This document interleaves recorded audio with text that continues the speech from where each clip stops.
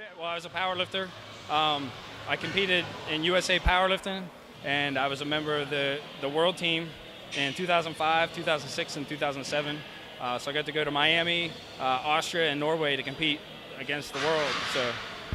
Now, you had mentioned to me that you had used the West Side barbell method for some time, several years back, and you stopped using that. Why have you? I used it when I was in my early 20s, and I stopped using it right around the time actually I started competing at the world level. For me, it made me really strong, but I couldn't always express it on the platform.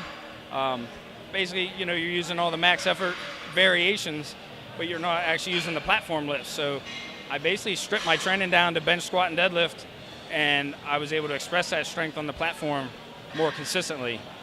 Now, have you changed your powerlifting routine to incorporate some strongman exercises?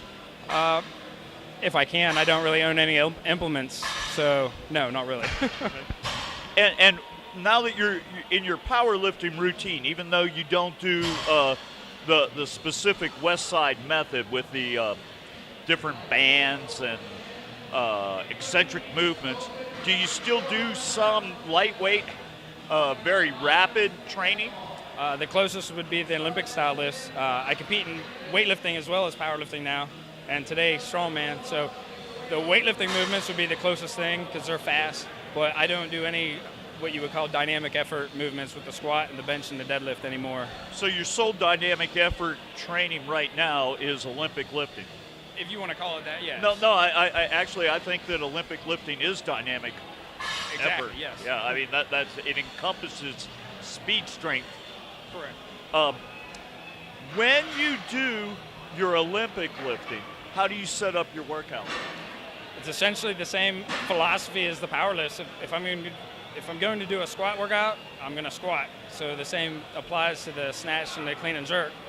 I snatch and I clean and jerk. I don't do power variations. I just snatch and clean and jerk to a moderately. So you're doing the full movement each Correct. time you work out, not breaking each movement into pieces. Not really, no. Okay. In your Olympic lifting, are you doing something like the Bulgarians where you're hitting things very hard, almost at the maximum that you can all the time? Or are you doing it so that you're doing 70, 80% of what you do? I don't know what the percentage would be, but I typically try to work to a weight that I can perform correctly, form-wise, technique-wise. If my technique starts to break down, then I'm not really helping myself, in my opinion. That doesn't mean I don't go in and try to hit a max every once in a while, but my philosophy would be if your form breaks down, then maybe you should back it off a bit and perform your sets at that particular weight for that day. And that's good advice, and it's hard to do because I think your ego always plays into it a little bit. Hey, as far as how often do you do the Olympic lifting to augment your powerlifting? It depends on what I'm training for. If I'm training to compete at Olympic-style competition, I'll probably do them 3 days a week and add the power lifts, sprinkle the power lifts in. If I'm training for a powerlifting meet, it's the other way around. I'll do my power lifts every day and sprinkle the Olympic lifts in. For this competition, they were pretty even. They were pretty much even across, and I didn't try to peak or do anything. It was more general strength development, and I just tapered and took a week off. So you didn't do anything this week at all? No. And I believe in that. I really think that helps. What will you do as far as recovery after this?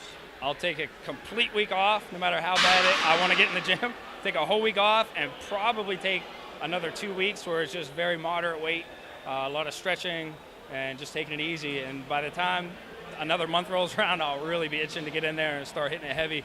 But my body will be recovered, and I'll be ready to do that. Now, you had mentioned to me that you're sort of in your mid-30s now.